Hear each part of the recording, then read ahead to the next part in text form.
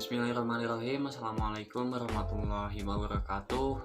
Perkenalkan, nama saya Muhammad Nasir Rojab dengan NIM 1908246. Nah, di sini saya akan menyampaikan materi yaitu mengenai cybercrime di era 4.0.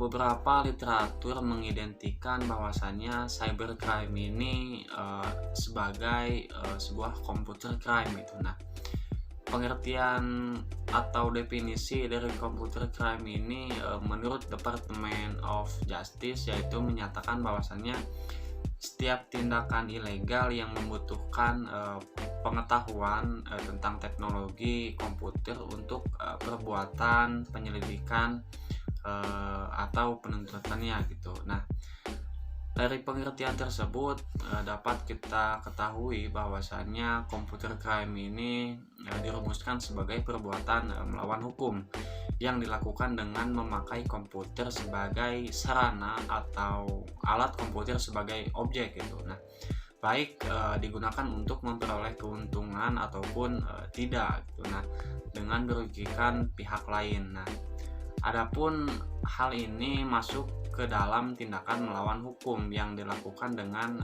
bantuan kecanggihan digital gitu.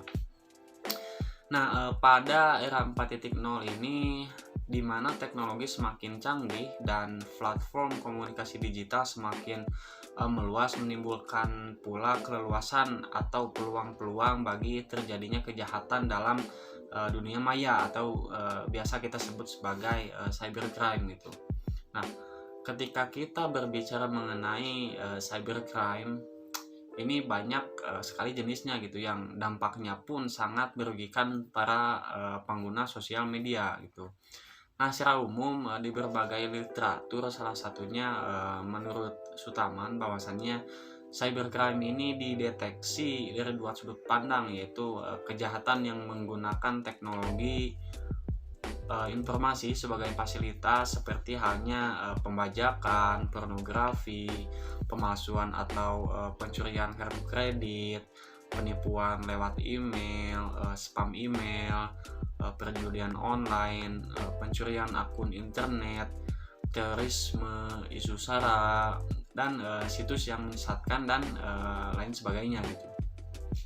Dan yang kedua yaitu kejahatan yang menjadikan teknologi informasi sebagai sasaran seperti pencurian data pribadi, pembuatan atau penyebaran virus di dalam komputer, selanjutnya pembobolan atau pembajakan situs, cyberwar, denial of service atau DOS, kejahatan berhubungan dengan nama domain, dan masih banyak sebagainya gitu. Nah, mungkin cukup sekian yang dapat saya sampaikan. Selanjutnya akan dilanjutkan oleh teman-teman dari kelompok 3 selanjutnya.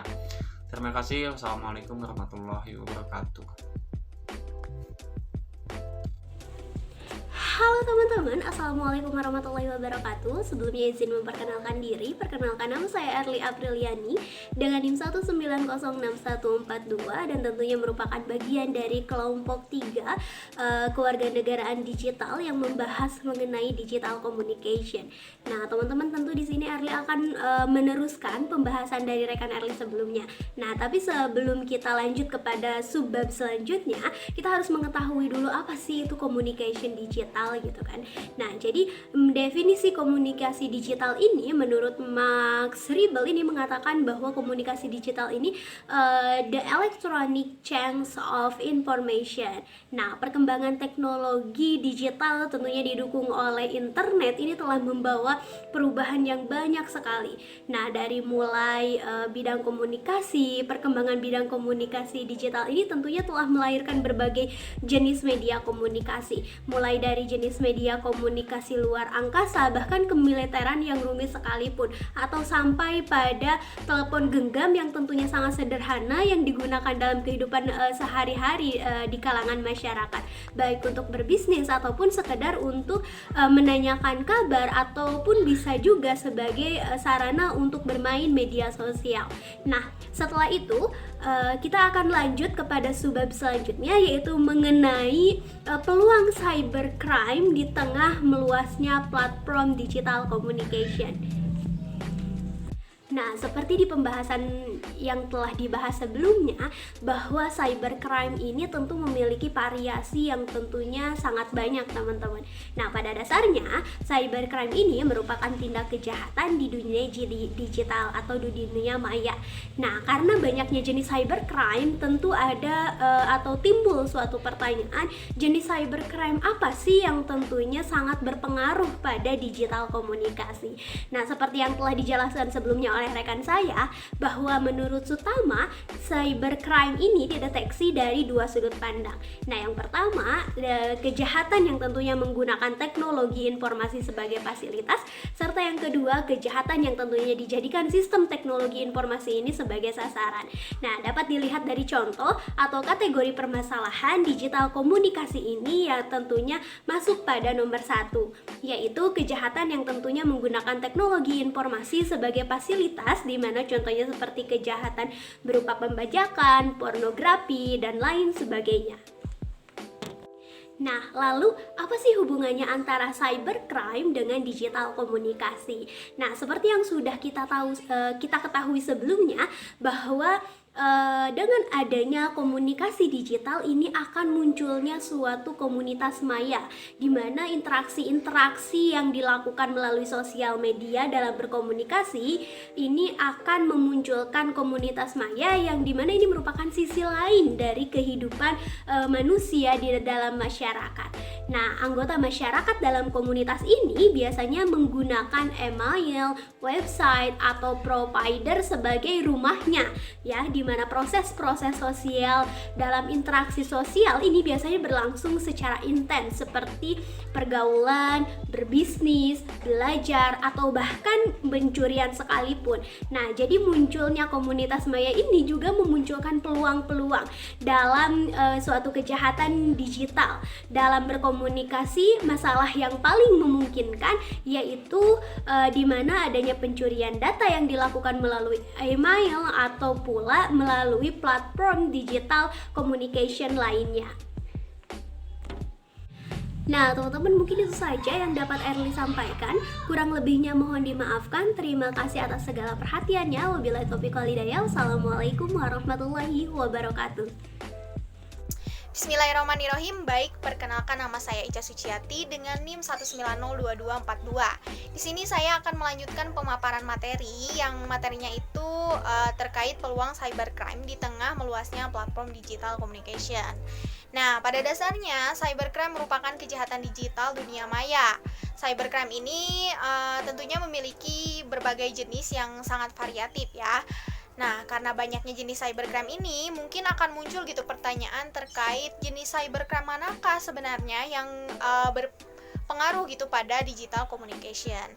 Nah, seperti yang sudah dijelaskan sebelumnya, bahwa menurut Sutaman, cybercrime itu dideteksi dari dua sudut pandang, yaitu kejahatan yang menggunakan teknologi informasi sebagai fasilitas, dan yang kedua, kejahatan yang menjadikan sistem teknologi informasi sebagai sasaran. Adapun contoh dari kejahatan cybercrime ini seperti pembajakan, pencurian akun internet, terus penipuan lewat email, atau mungkin penipuan lewat SMS, dan masih banyak lagi sebenarnya contoh-contoh kejahatan cybercrime ini. Nah, lalu apa sih hubungannya cybercrime dengan digital communication?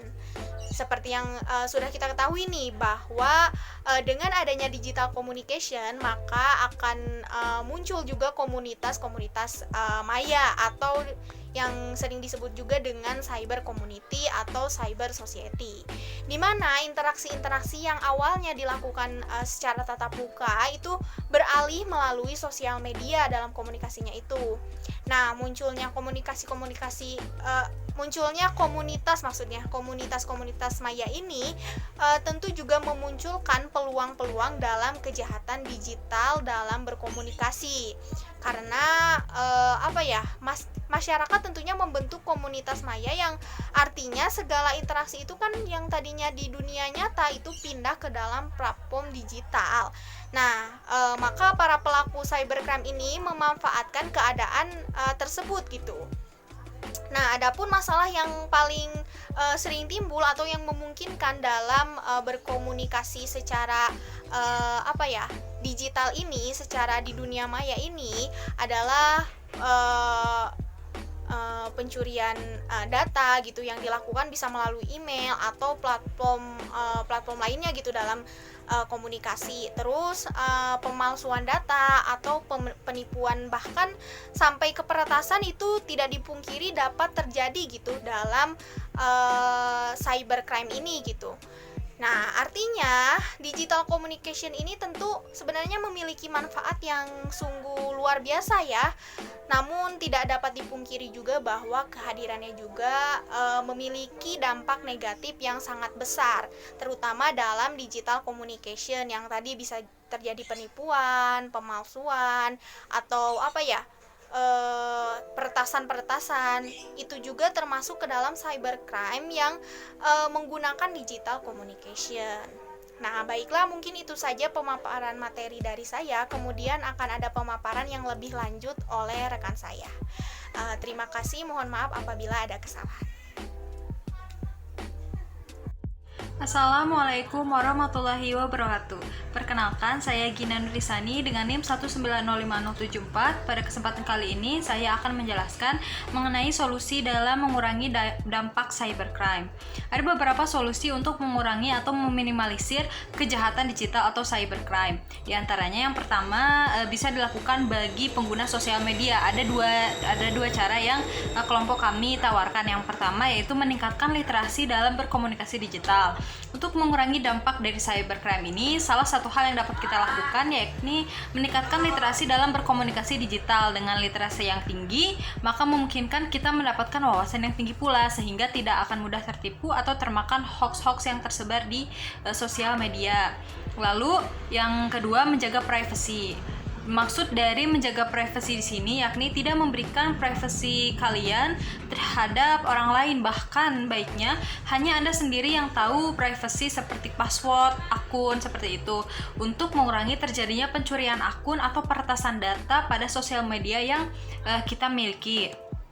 Lalu adapun solusi yang bisa dilakukan bagi pemerintah, yang pertama diperlukan adanya undang-undang yang mengatur mengenai kejahatan digital, mengingat perkembangan zaman dari masa ke masa yang terus berkembang sehingga menciptakan kejahatan-kejahatan yang baru pula, dan salah satunya pada platform digital komunikasi ini, maka diperlukan undang-undang yang mengatur kejahatan digital ini.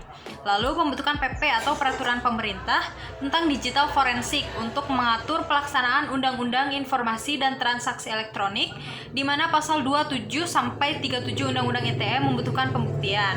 Lalu yang terakhir ada IDCRT atau Indonesia Computer Emergency Response Team, yaitu salah satu cara untuk mempermudah penanganan masalah keamanan adalah dengan membuat sebuah unit untuk melaporkan kasus keamanan. Jadi dibentuk sebuah unit khusus untuk melaporkan permasalahan-permasalahan kejahatan digital seperti itu.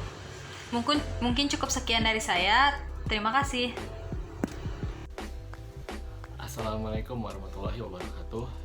Nama saya Fadli Fauzan dengan NIM 1904975. Di sini saya akan menyampaikan kesimpulan tentang materi yang sudah disampaikan oleh teman-teman saya sebelumnya.